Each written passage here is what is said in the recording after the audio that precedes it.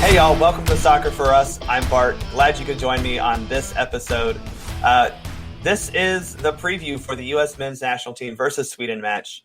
We're going to break down the roster and take a look at it from more of a forward-looking approach where we look at who's on this roster and what it means for not just the Switzerland friendly, but as we go down the road and we have so many games coming up for the USMNT. And to help me do that on this episode, I am welcoming back the purveyor of U.S. Soccer Corner Twitter account. It's Caleb Cook. Caleb, thanks for joining me on this episode of Soccer for Us. Thanks for having me. It's good to be back. Anytime US soccer is good. Yeah, thanks. Thank you so much for coming back. Enjoyed the conversation last time. Hope we can have more about this because we're getting to the point where we're going to have we have a lot of U.S. soccer to watch this summer. Men, women, not the Olympics for men, but Olympics for women. It's going to be a jam-packed summer, and it starts with this friendly against Switzerland on May 30th at 2:00 p.m. in Switzerland. Just before we get started, how do you feel right now about the U.S. men's soccer program? It's hard not to be excited, right? I mean, I think it was either Bleacher Report or ESPN FC came out with a picture, 13 U.S.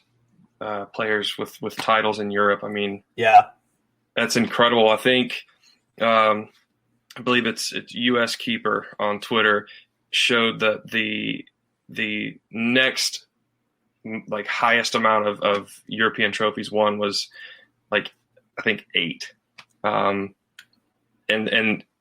the cool thing about it is that we had so many guys winning trophies, but when you look a little deeper, you look at their age and they're so young, yet they're still doing it. And they're not just riding the bench to those titles. These guys are actually big parts of their clubs winning these titles. I tweeted it the other day. What a time to be a U.S. supporter.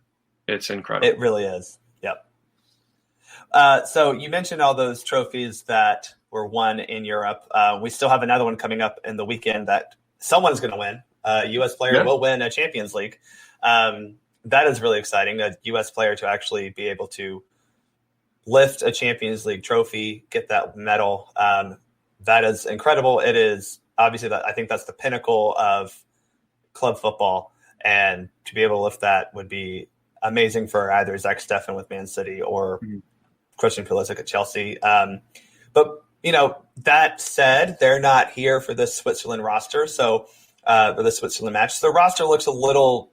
I don't think you could call this roster full strength, but I think this is about as good as you're going to get for a friendly.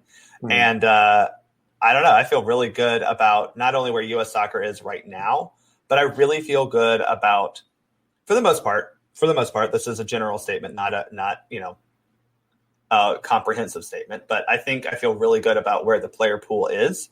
A lot of that has to do with the guys playing in Europe, and we're going to see a lot of those guys in the Switzerland friendly, obviously. But also, and as much as people don't want to hear this, there's a lot of good talent right now for the U.S. in MLS, especially young talent. And that is only good for both MLS, but very specifically for the U.S. men's national team, especially as we look at how many matches are coming up in this year.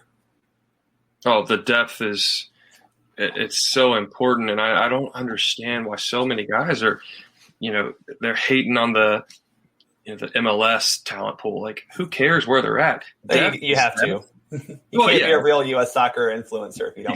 Exactly. You have to. Yeah, sure. I just, depth is so important because you can't get comfortable now.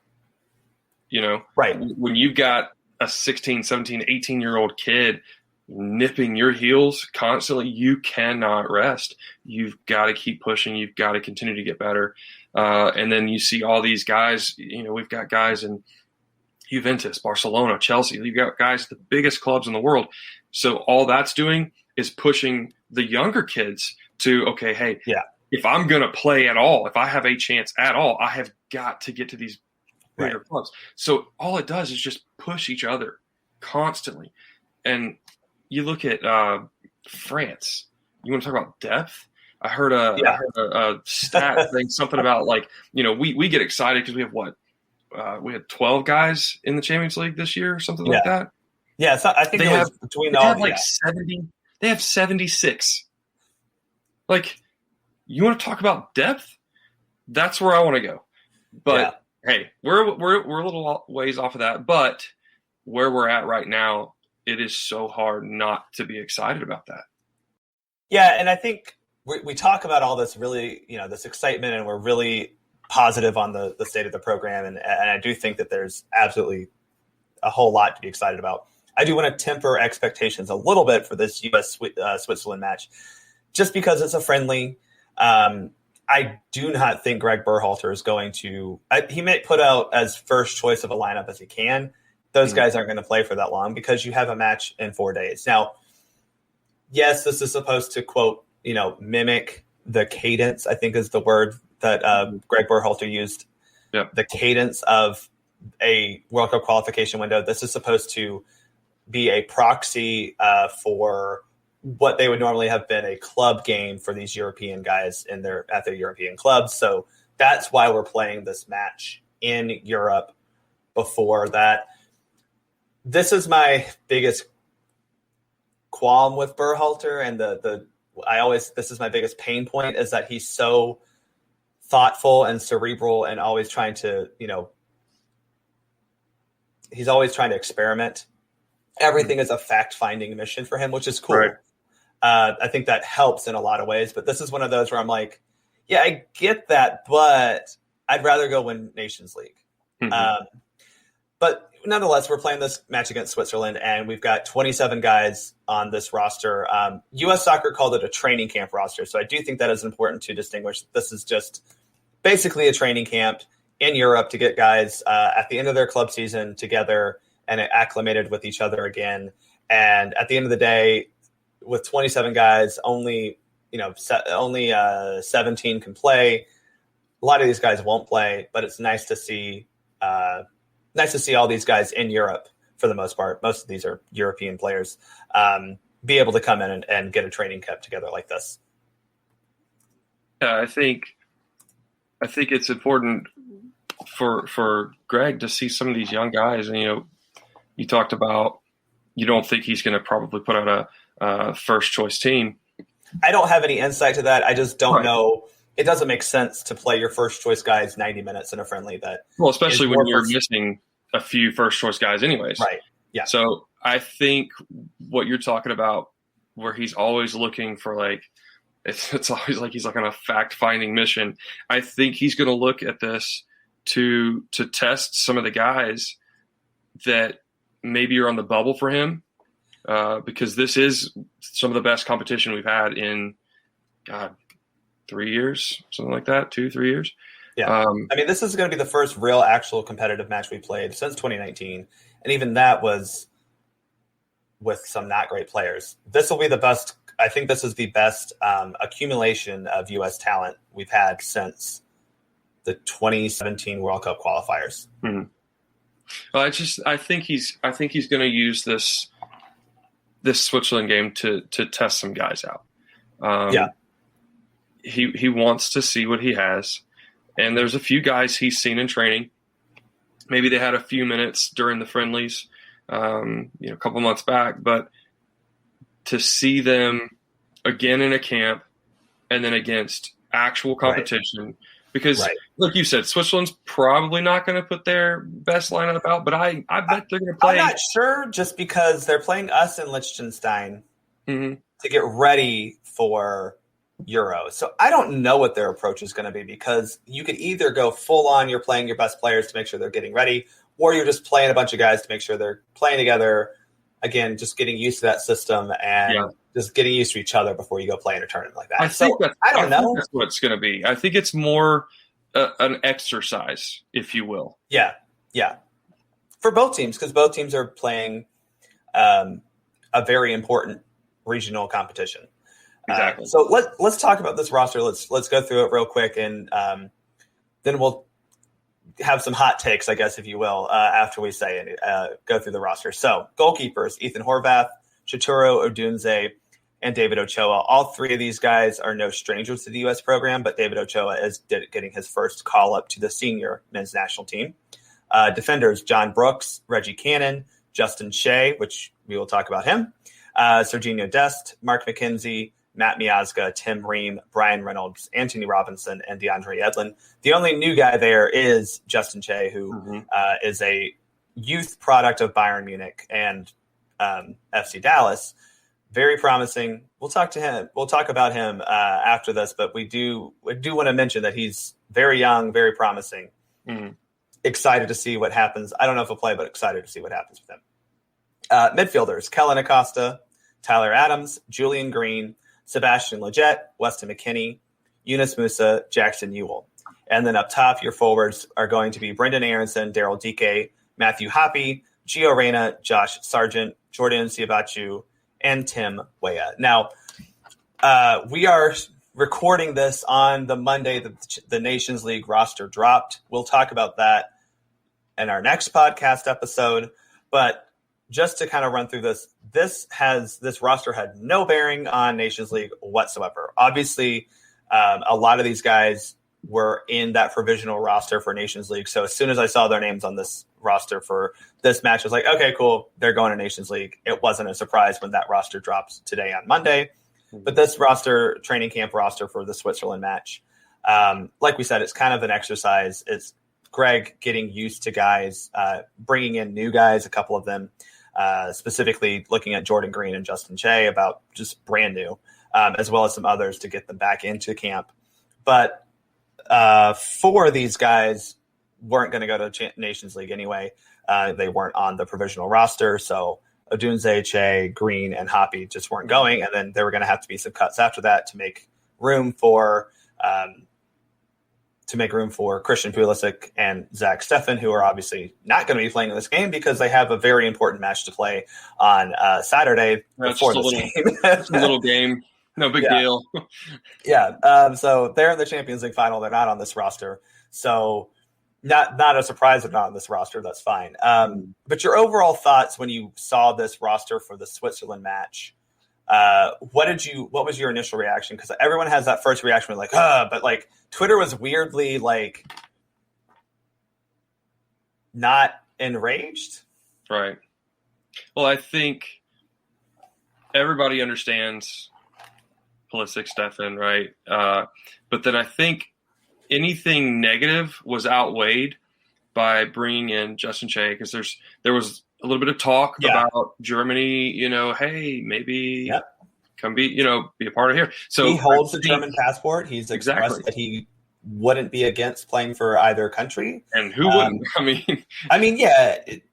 Duh. Like if your choice is Germany, the United States, and you're good enough to play for Germany, go play for Germany. I get it. But So I think it's a really, really smart idea for Berhalter to go ahead and get him into camp, whether he has plans to play him or not, whatever. But getting him in, getting his feet wet, getting him accustomed to the camp, how things run, and then just getting him with the guys. That's one of the things that Yunus Musa said that was the biggest thing for him was when he got in, he felt so involved. He felt like a part of a family. And, I think that's really important to go ahead and do that with Justin Shay. And then you had Matthew Hoppe, who's, I saw someone say something I'm excited to see him, honestly. I hope he gets to play. Oh, I'm super pumped to see him. But I think, people need to maybe temper their expectations a little bit. I saw someone say something about the American Lewandowski. Let's he plays for Schalke, y'all. Yeah, let's calm down a little bit. That said, I am excited for him. I think the kid has got a lot of promise. That the hat trick, those weren't cheap goals. His hat trick was legit. So I think those inclusions outweighed any of the negative. But we're starting to get into that territory where there's going to be less and less like, oh my God, I can't believe you brought that guy in. The whole Twitter toxic, vibe of, oh my gosh, you can't have an MLS player in the roster or we're trash. Those days, regardless of the talent coming from MLS, just the fact that we have so many guys in Europe playing at better leagues, right. Those days are less and less. So, there were what? 2 guys from MLS? 3 MLS guys, not counting David Ochoa. And I don't really count him as an MLS guy because he's so young and he's a goalkeeper. And no one complains about an MLS goalkeeper on a U.S. roster. Sure. I mean, you just don't. But yeah, the 3 MLS guys, Kellen Acosta from Colorado, Sebastian Lletget from LA Galaxy, and Jackson Newell from San Jose. Right. And none of those 3 should be surprises. I mean, I can have my personal opinions about Kellen Acosta and where I actually feel like he should be fitting in with this roster or where he is on a depth chart. But at the end of the day, Gregg Berhalter sees something in him, and I think sees versatility in him, and is going to continue to include him in these rosters. And to be fair to Kellen Acosta, he does play a position that is of need for this type of system. He can play an 8. He can play the 6 very adequately, sometimes well in MLS. He can also play left or right back, which he had been for Colorado until they figured out that maybe that's not the best idea. No offense to Kellen Acosta. Right. Don't play your best midfielder at left back. Just probably not a great idea there. I think the biggest issue with Kellen Acosta, to be honest. Yeah, and I'm one of those. I want to put a lot of trust in Berhalter, but at the same time, there is the eye test of what we see on the field in matches. Right now, Berhalter's seen training, but what we all saw versus Northern Ireland was not good enough. Period. And honestly, it wasn't that great against Jamaica. It wasn't. It wasn't. It was better versus Jamaica. Northern Ireland, I can't count how many times he got caught in possession. I mean, it was almost every time he had the ball. That being said, he was coming from a 3-month layoff. Yeah. Preseason. Yep. Coming into Europe against guys who were mid-season. Yep. And he looked slow. Yeah, he did. He absolutely did. So that's kind of where I'm at. You know what? Let me give him the benefit of the doubt. Let's see him again now that he's kind of, mid-season-ish, and see if he can speed it up. Because if he can speed it up, then I don't hate what I've seen because he is very two-footed, which I really, really appreciate. Just let me see those decisions being made a little bit quicker. And if he can play a clean match versus Switzerland, because I think we'll see him. I think Berhalter wants. Yeah, I think to be quite honest, Tyler Adams isn't playing against Switzerland. He's on this roster, but the kid is still recovering from he might not even play a back injury and just a long season. So we're likely going to see. I put a starting lineup out that I thought we would see from this, and I think it's Acosta. It could be Ewell, but I think that Berhalter wants to put Acosta out there more.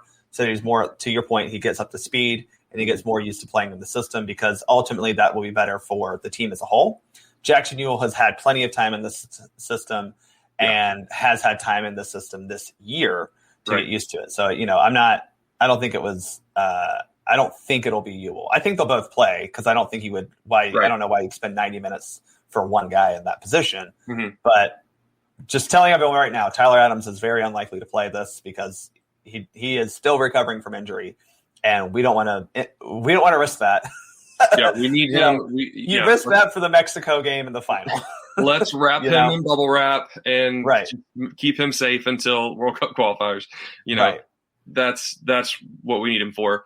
But I'm with you. I think we know what Ewell offers. We've seen him in this system way more, and I want to see, and I think Berhalter wants to see Acosta now in his 3rd camp, I believe.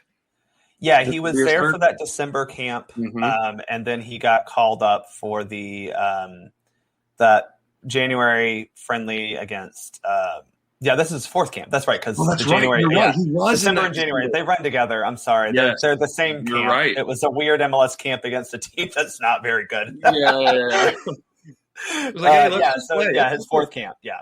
Yes, you're right. So that's the thing is he did fairly okay against Trinidad and Tobago, who was terrible, to be blunt. Didn't look as sharp against Jamaica and Northern Ireland because it's a step up in competition, especially Northern Ireland. I think to your point, to see where he is now. But also in training, if he's not cutting it, then expect Jackson Ewell. Yeah. And I'm just going to be honest, after what we've seen, this, again, like we just established, this is his fourth camp. If he comes in and he continues to get caught in possession, then he's dropping third, fourth, fifth at the sixth for me. Because there are guys who can play it. Yeah. And can substitute there. Even if we don't know they can play it, I'd still rather give them opportunities so that we can see what's going on. Because if you know he can't, then stop trotting him out there. Right. Now, even if he's not a star, if he plays a clean match versus a good opponent, then I'm perfectly fine having him as a 2 or a 3 underneath Tyler Adams. Yeah. And that's really what it is these guys are fighting for that Tyler Adams backup role. 100%. And even a guy like Owen Otasowie, who isn't in this camp because he's injured, is someone who's in that running. And I'm really upset that he wasn't able to get the opportunity because I would love to have seen him against these two specifically who are all battling against each other for that Tyler Adams backup role. I also think no one really wants to talk about him, but a guy like Christian Cappy or Chris Durkin are also out there, guys who are playing in Europe. I know they're not playing at the best leagues, but they're still playing in respectable leagues. They're playing top tier soccer in terms of they're playing in the highest league in that country.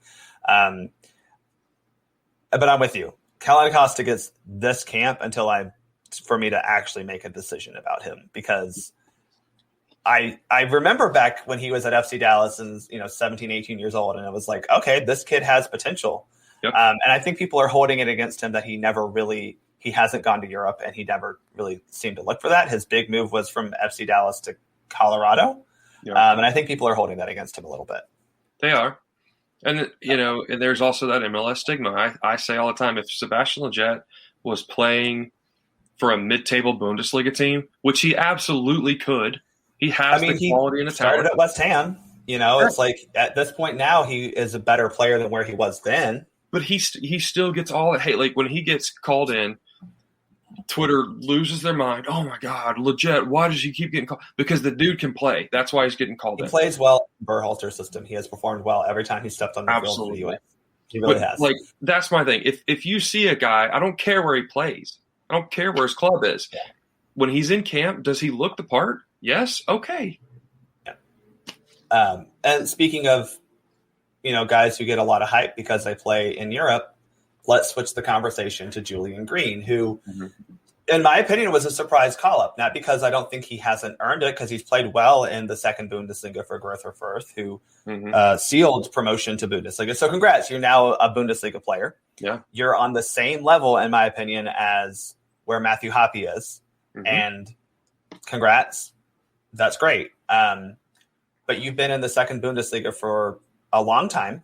You didn't cut it really with Bundesliga's clubs, and I'm trying. Like I'll say that I'm trying to not hold a grudge against him for kicking out Delaney Donovan from the roster in 2014. I think we all have to get over that.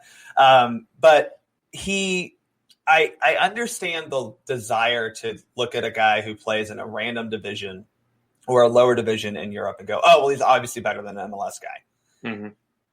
That doesn't always hold water, but I do think that Julian Greene offers a lot of versatility and is very good on the ball, which is something that we do need, especially to back up this triumvirate that we have in midfield. And that's something that is a legitimate concern of mine is great. We know what our top 3 midfielders are. Tyler Adams, Yunus Musah, Weston McKennie.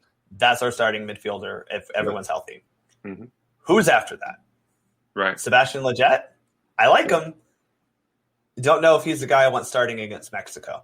Don't know if he's the guy I want starting at Honduras for a World Cup qualifier. Well, and the thing is, right now, that's who you have. Right. But I think in our system, you need 8s or at least 1 8 that can finish. And Julian Greene has shown, now yes, it's in the 2 Bundesliga, but he's shown that he can finish. Yeah, so he's got 8 non-PK goals this year. That's pretty good. Yeah. I mean, and again, he's an 8. He's not always pushing there, but when he gets the opportunities, he's shown that he can put it in the back of the net. Now, let's see what happens, in the Bundesliga. That's a big step up. Absolutely. So, I'm not going to hold my breath. But again, like we said at the beginning of the show, depth is depth. So this is absolutely Berhalter expanding the pool. That's what he did with bringing Julian. And he has to. He has to. Like you said, when you sit there and you say, who's after McKinney, Musa, and Adams, there's Sebastian Lletget, that's it. Right. Now, we do have a lot of young, promising kids coming up that I'm super pumped for. Yep. Caden Clark, Eric Williamson, Moses Nyman, like they're Tanner Tessman, Cole Bassett. Yep. There's a bunch of guys there, but we're talking 16. Paxton Pomykal, who everyone seems to love. He's an enigma himself. Yeah. And I'm so glad you brought him up because I'm super pumped for this kid, and I hope he stays healthy this year because I really, really like him. I really do. And if it wasn't for injuries, he would be in Europe right now, I think. Yeah, 100%. But we're talking about really young kids. Yeah. And we've got to have someone step up. And so I think that's what you're going to see, a combination of the Switzerland friendly, the Nations League, and the Gold Cup later this year. You're going to see Berhalter give a lot of guys some opportunities. Luke Del Torre, Julian Greene, Kellen Acosta, Sebastian Lletget, those types of guys to step up and say, hey, when McKinney's out, when Musa's out, I can play there. And I think that's where, for me, I think for Julian Greene, this is a tryout for the Gold Cup roster. Because if he performs well in this camp, Berhalter would probably bring him for the Gold Cup because he does play a more attacking midfielder role. He can also play on the wing. He usually plays on the left side of midfielder for Firth. So that is a valuable position. Mm-hmm. If he performs well, call him in for the Gold Cup. He can, hopefully show out there. This is the first time he's been called up under Berhalter. He hasn't played since that Cuba friendly in 2018 with Dave Sarakin was running the show, So he hasn't really been a part of a real U.S. team since 2016, which is a weird thing to say for a guy who at 18 years old got called up for a World Cup spot. Mm-hmm. Scored. And scored. Yeah, scored in that game against Belgium, gave us life. And, I think that I don't want to say it's redemption because his career didn't pan out the way we thought it would or hoped we would. But maybe now's the time where that investment kind of starts paying off. Yeah. Well, and he hasn't given up. He could have easily, once he fell out of favor with the Bayern Academy and all that kind of stuff, he could have easily just been like, all right, well, I'm not good enough, and hung his boots up. But he didn't. He's in here fighting in the 2 Bundesliga and was a big part of helping his club earn promotion. So, and has been for a couple of years. That's the thing. He's been doing it. It's not this year. He's had a couple of good years in a row. Exactly. So I say you reward him. You call him into a camp. Doesn't really mean anything. But, hey, we see you. We haven't forgot about you. Right. Let's see what you do. That's exactly what this is. And if it doesn't work out, okay. Moving on. But then on the other side of that coin is, I think, Justin Shay, where it's like, just get him in here, get him used to it. He's a young kid who has a decision to make. But if he doesn't perform all that great in this camp, he's 18. He's 18. So, you have more time. And he's a center back. So, an 18-year-old center back, you have plenty of time to wait for him to come good. That is the opposite end of that coin. I think. You have the Julian Greene where it's like, you got to prove yourself now. And then you have the Justin Shay, which is just, hey, thanks for coming, which is a little bit where Brian Reynolds was in the March camp, where it was like, hey, just come on in, get used to it, so that your first, match for the U.S. men's national team ever isn't a World Cup qualifier in maybe Panama or Curacao. It's okay. You already played. You've already put on the shirt. You should be okay. Mm-hmm. I think one thing's for certain. Gregg Berhalter is extremely thoughtful when he's putting these rosters together. Yes. He's not just, let me look at my depth chart. Let's take the top 23 guys. That's not what he's doing. He's looking at guys and saying, okay, this guy, like McKinney didn't get called into the friendlies last month, or was it 2 months ago now? God, it's been so long. I know. McKinney didn't call it. Why? He could have played, but he understands that this guy's getting worn down. He's playing through back injuries. We don't need to call him in. Where, he could have. He really could have. But he understands he doesn't need to. He's going to do him a favor by letting him rest, and he can perform better at his club, which, hey, it panned out a little bit. Juventus made the Champions League. But I think Berhalter looks at so much more than an average fan or an average Twitter user. I hope so. There's so many people that, and kind of looking a little bit ahead to the Nations League roster when that dropped, so many people were looking at it as, well, the Nations League roster, this has got to be our top 23. No, it doesn't. Not yet. It doesn't have to be. The guy who I always think about when this comes up is Edgar David, who never seemed to be that impactful for Netherlands when he played.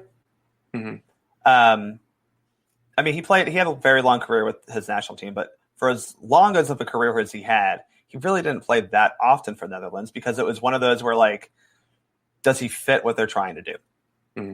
And not saying he's not a great player because he was, but sometimes it's not always about who's your best 23. It's who makes up the best roster, because right now, we talked about it, our talent is skewing toward wingers and forwards. We have 4 center forwards called up for this camp.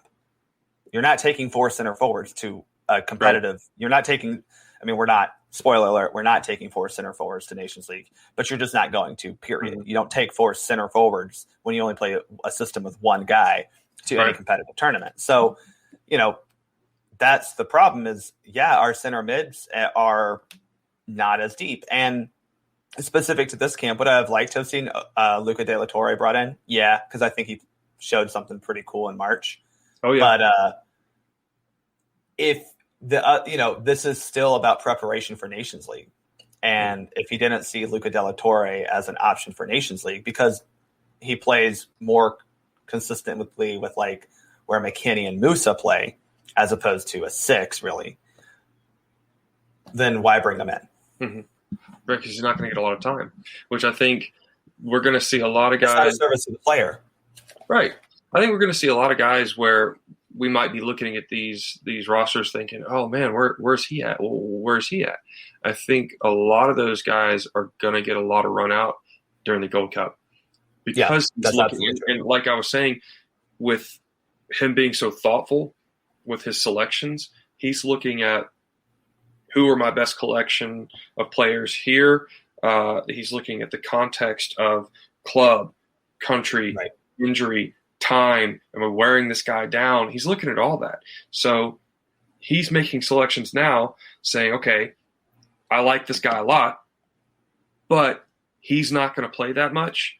So instead of carrying him, let me use him later this summer, and I'll get to see way more of him. So instead of him having 30 to 45 minutes for the entire camp, I can get him 180 minutes in the Gold Cup. And he's looking at that kind of stuff. And I think, I hope we see Luca De La Torre in the Gold Cup. I hope we see him featured. I do too.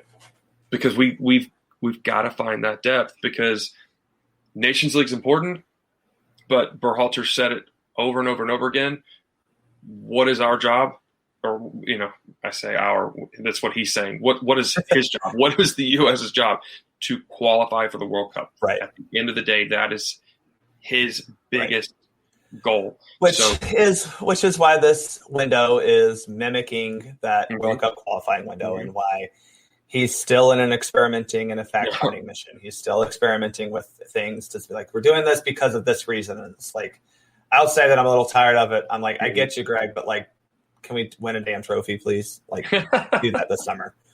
I will have to say that as much as I get where Berhalter is being thoughtful and pragmatic in the way he approaches these things, at some point, dude, you got to win. You got to beat teams you got to beat teams that make us go, oh yeah, that's good. Because so far he's beaten teams that are like, okay, cool. Right.